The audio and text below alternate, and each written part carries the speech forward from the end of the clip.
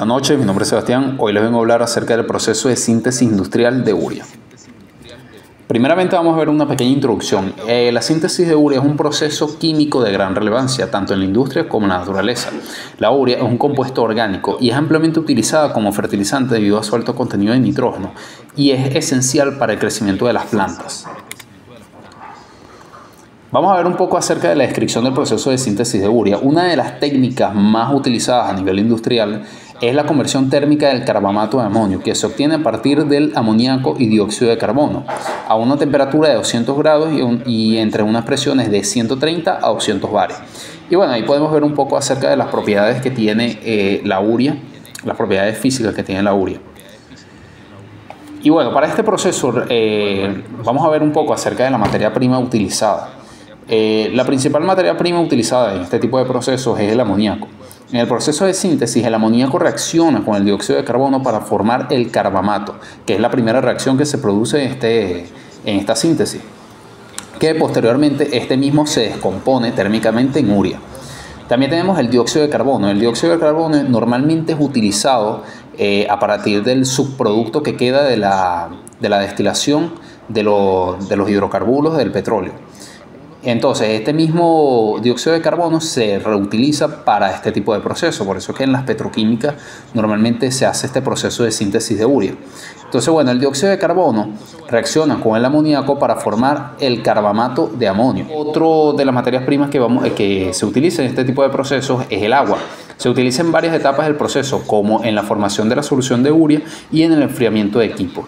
Y también es un subproducto de la reacción de síntesis de urea. Cuando ya hemos sintetizado toda la urea, se produce esa deshidratación. Por eso es que se utilizan altas temperaturas para producir esa deshidratación y se produce agua como subproducto del proceso. Y bueno, vamos a ver acerca un poco de los equipos involucrados en el proceso. Realmente en este proceso, de manera general, vamos a utilizar distintos equipos, como pueden ser los compresores. Aumentan la presión de amoníaco y dióxido de carbono para la reacción, debido a que, como ya he comentado antes, estos operan a altas presiones, como pueden ser entre 150 y 250 atmósferas. También tenemos el reactor de síntesis, es la parte fundamental del proceso, es el corazón del proceso, es el lugar donde ocurre la reacción entre el amoníaco y el dióxido de carbono para formar el carbamato de amonio y la urea. Y bueno, estos son diseñados para soportar altas presiones y temperaturas. Además, no lo menciona aquí, pero debe soportar un ambiente corrosivo debido a que el amoníaco y el dióxido de carbono genera un ambiente bastante corrosivo. Por lo tanto, se pueden utilizar materiales como el acero inoxidable. También tenemos el separador de carbamato. Separa el carbamato de amonio no convertido de la solución de urea. Aquí normalmente se utiliza para hacer una recirculación y para que el proceso sea mucho más eficiente a la hora de producir la urea. Y opera a presiones más bajas de 10 a 20 atmósferas y temperaturas moderadas de 120 a 150 grados. Tenemos también los evaporadores. Concentra la solución de urea eliminando el agua y otros compuestos volátiles. Como ya hemos visto, el agua es un subproducto del proceso de síntesis de urea. Por lo tanto, esta agua hay que eliminarla para que la urea que vamos a obtener a la hora de cristalizarla sea muchísimo más pura y no esté hidratada, debido a que la urea es higroscópica. Operan normalmente estos al vacío para reducir el punto de ebullición del agua y la temperatura. Operan normalmente al vacío para reducir el punto de ebullición del agua. También tenemos los cristalizadores. Estos normalmente se utilizan para enfriar la solución de urea y formar los cristales sólidos. Controla la temperatura entre 40 y 60 grados y la velocidad de enfriamiento para obtener los cristales, debido a que yo necesito obtener los cristales para su posterior almacenado y su posterior distribución a las empresas que yo se lo vaya a dar. Se pueden utilizar tanto cristalizadores como granuladores. Es casi lo mismo y realmente cumplen la misma función. Solidifican la urea fundida en gránulos para su comercialización. Utiliza enfriamiento rápido para formar gránulos uniformes. También tenemos las torres de enfriamiento. Enfrían y condensan los gases residuales de nitrógeno y dióxido de carbono para su posterior reciclaje. Normalmente, como la parte anterior, como ya lo había dicho, se utiliza esto como recirculación para que el proceso sea mucho más eficiente y se pueda reutilizar mucho mejor lo que son los reactivos. Opera a presiones moderadas entre 5 y 10 atmósferas y a temperaturas bajas entre 20 y 40 grados. También tenemos los condensadores. Condensan los gases residuales para su reciclaje en el proceso. Estos son intercambiadores de calor que realmente lo que hacen es que esos gases se condensen y bueno, yo pueda devolverlos otra vez hacia el proceso. Estos normalmente operan a unas temperaturas bastante controladas de entre 20 y igualito 40 grados. Y bueno, también tenemos los intercambiadores de calor que controlan la temperatura a las distintas etapas del proceso. Y normalmente estos son intercambiadores que son de tubo y coraza o de placa. Eso depende del diseño de la planta. Y bueno, vamos a tener los equipos más importantes, como pueden ser las bombas que transportan los líquidos, como puede ser la solución de urea, el agua, los reactivos, etc. Y estas tienen que ser fabricadas con materiales resistentes a la corrosión, debido a que, bueno, está pasando urea, está pasando dióxido de carbono, está pasando amoníaco, que son elementos muy reactivos. Y también tenemos los sistemas de purificación. Estos purifican los gases residuales y recuperan reactivos no convertidos. Esto es muy importante debido a que este proceso afecta bastante a lo que es el ambiente. Entonces, claro, tenemos que tener estos purificadores para no incidir tanto en el ambiente circundante. Incluye lavadoras y absorbedores para eliminar impurezas. Tenemos los silos de almacenamiento, almacenan la urea sólida y bueno, estos realmente son los lugares de almacenamiento que yo voy a tener para mi urea. Y las envasadoras. Si yo voy a distribuir eso a empresas o a cualquier sitio, yo necesito envasar la urea para su posterior distribución. Y bueno, vamos a ver acerca un poco del proceso, vamos a describir un poco del proceso de síntesis de urea. Tenemos la primera operación, que es la recepción y suministro de amoníaco. Este proceso yo lo saqué de una tesis que hay, de un artículo que hay acerca de una visita que se hizo a la planta de Pequibén, pero ya en Zulia. Entonces, bueno, aquí me describe un poco el proceso de síntesis que ellos utilizan allá en esa planta. Y bueno, vamos a hablar un poco acerca de esto. Esto está mejor descrito en el trabajo investigativo, pero bueno, saqué los puntos más relevantes de ahí para esta exposición. Y bueno, tenemos primero la recepción y suministro de amoníaco. El producto es recibido de la planta de amoníaco y almacenado en un tanque de 17 en la planta de urea A. Ellos allá tienen distintas plantas, tienen una A, B, C y D. Entonces tienen distintas plantas. Creo que ahorita actualmente está trabajando solamente la planta A, la de urea A. Entonces, bueno. Tenemos la segunda operación, que es el bombeo de amoníaco. En este paso, el amoníaco se recibe en las bombas 42 P2A con una presión de 21 kilogramos por centímetro cuadrado y se envían a las bombas de relevo 42 P1A, B, C para aumentar la presión de 21 kilogramos por centímetro cuadrado a 230 kilogramos por centímetro cuadrado. Tenemos la operación 3, que es la preparación y bombeo del carbamato de amonio. Este producto se recicla a los reactores y se envía a través de las bombas centrífugas P5AC y la bomba reciprocante P5B. Esta se encarga de elevar la presión de carbamato de 21 kilogramos centímetros cuadrados a 230 kilogramos centímetros cuadrados. Luego tenemos la parte de recepción del dióxido de carbono. De la planta de amoníaco se recibe el dióxido de carbono, este remanente del proceso de síntesis de amoníaco, a una presión de 0.28 kilogramos por centímetro cuadrado al compresor centrífugo C1, el cual eleva esta presión de hasta 8.25 kilogramos centímetros cuadrados y una temperatura de 46.6 grados Celsius. Luego puede enviarlo en forma individual. O simultánea a los compresores reciprocantes C2AB. Y bueno, luego tenemos la operación 5, compresión del dióxido de carbono. En esta etapa el dióxido de carbono se En esta etapa, el dióxido de carbono proveniente del compresor C1 con la presión de operación normal se recibe en los compresores reciprocantes y por medio de pokers se eleva la carga progresivamente desde 25%, desde 25%, 50%, 75% hasta 100%, alcanzando la presión de 230 kilogramos centímetros cuadrados. Y luego tenemos la operación 6, que es la síntesis de la urea. El amoníaco y el dióxido de carbono es enviado a los reactores D1 a B, donde ocurre la reacción de amoníaco con el dióxido de carbono para formar el carbamato de amonio y deshidratarse. Solamente se obtiene un 67% de carbamato de amonio que se transforma en urea. Es decir, solamente el 67% de carbamato de amonio se transforma en urea. Por lo tanto, el rendimiento de la reacción es un 67%. Tenemos la operación 7, que es la etapa de alta presión. En el equipo E3B,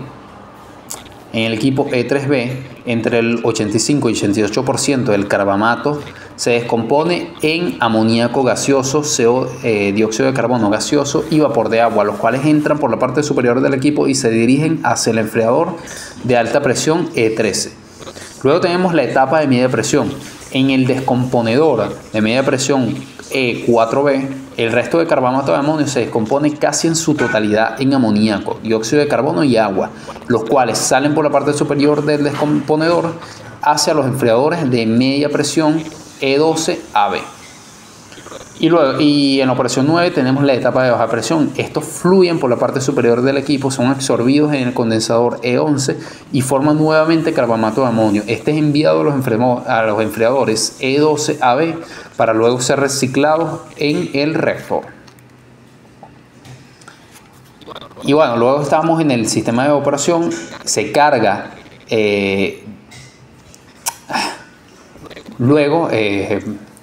en la operación 10 tenemos el sistema de evaporación. Se encarga de recibir la solución de urea al 75% en peso proveniente de la sección de síntesis y concentrarla hasta un 99.7% en peso para luego ser enviada a la sección de perlado, que es la sección de cristalización.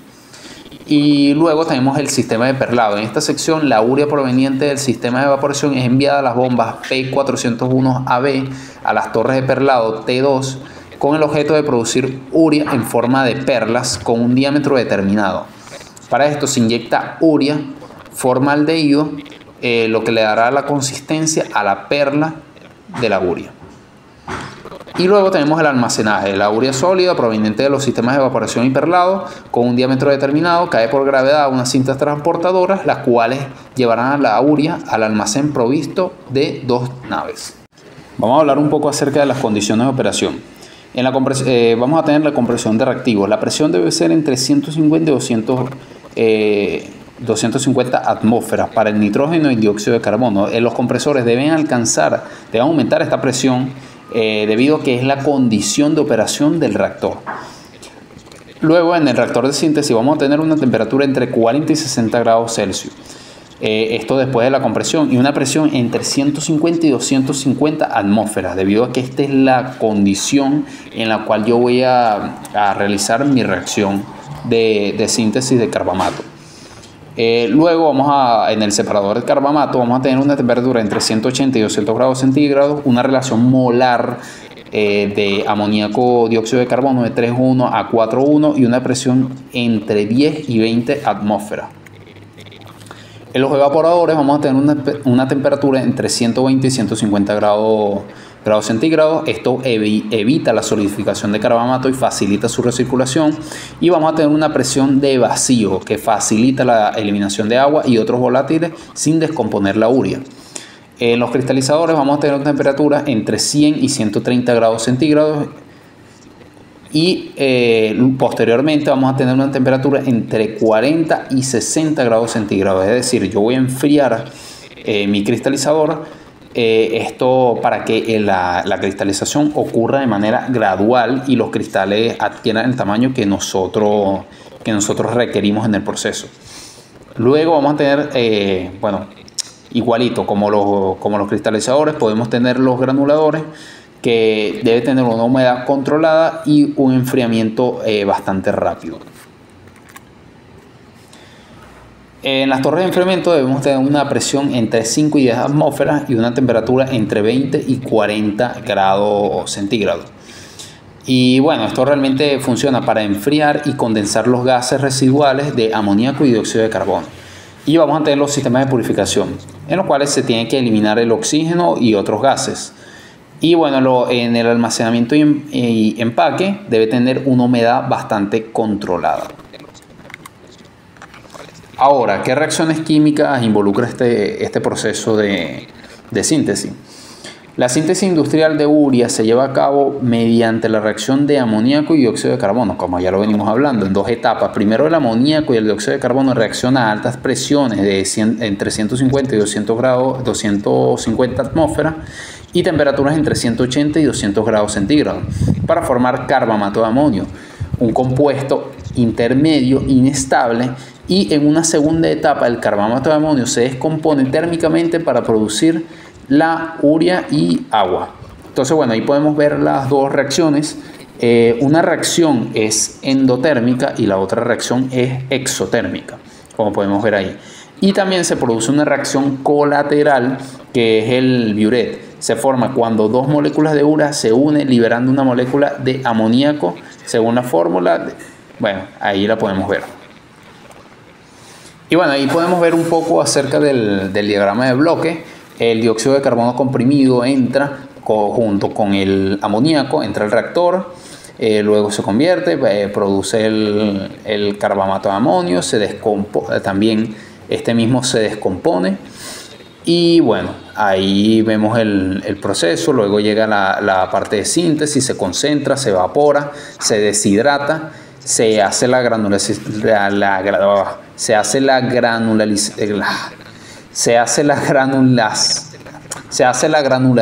o cristalización, luego se enfría y bueno, obtenemos el producto final, que es la urea granulada. Y bueno, ahí podemos ver un poco el diagrama de proceso. No conseguí el diagrama de procesos como tal de Pecquivent, sino que conseguí un diagrama de proceso general, que normalmente es el proceso que se utiliza en la mayoría de industrias. Y bueno, para este tipo de procesos, o bueno, para realmente cualquier proceso industrial, nosotros requerimos lo que son los equipos de protección personal. Por ejemplo, en protección respiratoria, máscaras con filtro químico, respiradores de aire suministrado, máscaras de escape. Esto debido a que el amoníaco es tóxico. Entonces, claro, yo necesito tener este tipo de equipos para brindarle seguridad al personal obrero. También tenemos protección ocular y facial, gafas de seguridad, careta facial, protección auditiva, tapones auditivos y orejeras, protección de manos, guantes resistentes a químicos, nitrilo, neopreno, PVC, y guantes de altas temperaturas. Como vamos a trabajar con realmente reacciones que ocurren a altas temperaturas, bueno, debemos estar seguros de que nuestros obreros tengan la protección adecuada para manejar ese tipo de sistemas de alta temperatura. Protección corporal, overoles, trajes químicos, trajes ignífugos, delantales resistentes químicos, protección a pies, botas de seguridad, botas resistentes a químicos, protección contra caídas, arneses de seguridad, ya que esas torres son bastante grandes. Entonces, claro, si van a realizar un trabajo técnico en altura, necesitan esos arneses de seguridad, cables de vida, líneas de anclaje, cascos de seguridad y chalecos reflectantes. Y bueno, realmente, ¿qué normas se cumplen aquí en el proceso de síntesis de urea? Bueno, son bastantes normas. Tenemos la Covenin 2500, que son las normas para fabricación y manejo de productos químicos.